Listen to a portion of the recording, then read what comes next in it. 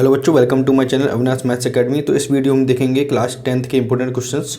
जैसा कि आपने थंबनेल में देख लिया हुआ, तो डिस्क्रिप्शन लिंक को जरूर चेक करें, टेलीग्राम ग्रुप जरूर ज्वाइन कर ले। और 10th और 12th के ऑल सब्जेक्ट के इंपॉर्टेंट क्वेश्चन दिए गए हैं, आप देख सकते हैं। ठीक है, तो बढ़ते हैं अपने वीडियो की तरफ। तो इस वीडियो में देखेंगे मैं 10th MP बोर्ड के विज्ञान हिंदी मीडियम के अध्याय 6 से अध्याय 9 के बीच के इम्पोर्टेंट क्वेश्चन। अध्याय 6 और 9 मानी जीव विज्ञान के, ठीक है, बायोलॉजी के इम्पोर्टेंट क्वेश्चंस। तो ये दूसरा वीडियो है, तीसरा वीडियो आपको कल मिलेगा आपको।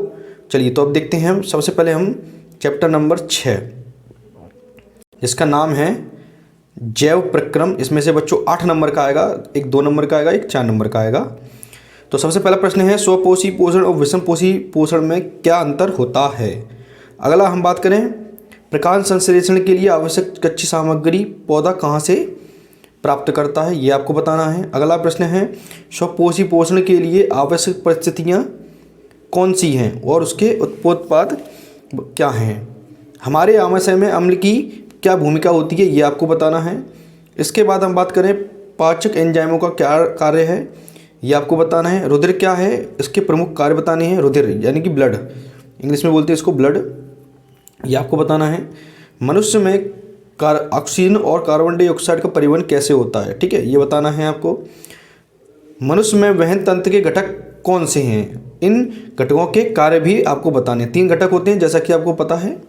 कितने घटक होते हैं बच्चों? 3, ठीक है। इसके बाद हमारे शरीर में वसा का पाचन कैसे होता है, यह प्रक्रम कहाँ होता है, ये आपको बताना है। भोजन के पाचन में लार की क्या भूमिका होती है, मोस्ट इंपोर्टेंट प्रश्न है ये वाला।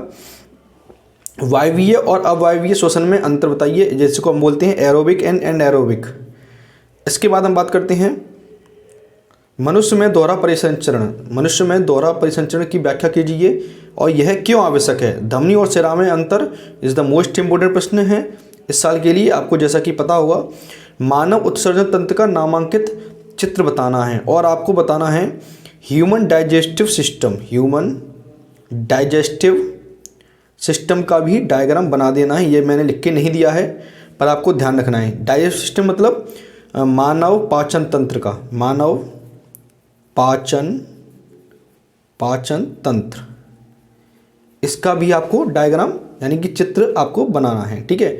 चलिए अगला बात करते हैं, अध्याय नंबर 7 नियंत्रण एवं समन्वय, जिसमें से 6 नंबर का आएगा और 3 MCQ आएंगे, एक 3 नंबर का प्रश्न आएगा। तो पहला है, प्रतिवर्ती क्रिया तथा टहलने के बीच में क्या अंतर होता है। इसके बाद स्नैप्स क्या है, 2 तंत्र का कोशिकाओं के मध्य अंतर्ग्रथन, जिसको अपन स्नैप्स कहते हैं, में क्या होता है। कोशिका यानी कि न्यूरॉन, तंत्र का कोशिका। इसके बाद पादप हार्मोन क्या है, इनके कार्य बताने हैं आपको। एक तंत्र का कोशिका की संरचना बनाइए, एक तंत्र का कोशिका की संरचना बनाइए तथा इसके कार्यों का वर्णन करना है आपको। इसके बाद हम बात करते हैं, जंतुओं में नियंत्रण एवं समन्वय के लिए तंत्र का तथा हार्मोन क्रियाविधि की तुलना कीजिए। मधुमेह की कुछ रोगियों की चिकित्सा इंसुलिन का इंजेक्शन देकर क्यों किया जाता है, ये आपको बताना है, ठीक है। थोड़ा सा मैं जल्दी बोल रहा हूँ, आपको बस क्वेश्चन दिख रहे होंगे। आयोडीन युक्त नमक के उपयोग की सलाह क्यों दी जाती है, ओके। इसके बाद हम बात करते हैं, प्रतिवर्ती क्रिया क्या है, इसका नामांकित चित्र बताना है। पादप में प्रकाश अनुवर्तन किस प्रकार होता है, ये बताना है, जिसको फोटोट्रॉपिज्म भी कहते हैं। मानव मस्तिष्क क्या है, इसकी संरचना एवं कार्य आपको समझाने, ये आपको आ सकता है। इसके बाद अध्याय नंबर 8 जीवन जनन कैसे करते हैं, 6 नंबर का आएगा, 4 MCQ आएंगे, एक 2 नंबर का प्रश्न आएगा सिर्फ इसमें से। देखिए आप जीवन जनन कैसे करते हैं, जैसा कि आपको दिख रहा है। द्विखंडन विखंडन से किस प्रकार भिन्न है, मोस्ट इंपोर्टेंट है। शुक्राशय और प्रोस्टेट ग्रंथि की क्या भूमिका है, मोस्ट इंपोर्टेंट। स्वपरागण परपरागण किसे कहते हैं, मोस्ट इंपोर्टेंट। मनुष्य एवं वृषण तथा अंडाशय के क्या कार्य है, is the very most important. तो मैंने सभी ज़्यादातर महत्वपूर्ण प्रश्न ही दिए हैं आपको, जैसा कि दिख रहा है। लैंगिक जनन के क्या लाभ हैं, परागण और निषेचन में क्या अंतर होता है, ये आपको बताना है।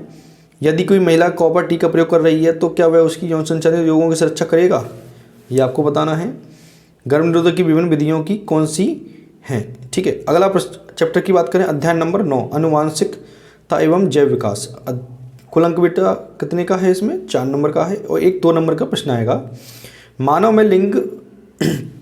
मानव में बच्चे का लिंग निर्धारण कैसे होता है, ये करना है। वह कौन से कारक हैं जो नई स्पीशीज के उद्भव में सहायक होती है। आनुवांशिक ज्योति क्या है ये आपको बताना है। विविधताएं क्या हैं, वे कौन से विभिन्न तरीके हैं जिनसे किसी विशेष विशेषता वाले व्यक्ति की जनसंख्या में वृद्धि हो सकती है, ये आपको बताना है। गुणसूत्र क्या है, जिसको हम क्रोमोसोम भी कहते हैं, ये आपको बता देना है। और लिंग निर्धारण में गुणसूत्र की क्या भूमिका होती है, कितनी, ठीक है। इसके बाद आनुवंशिकता लक्षण क्या है।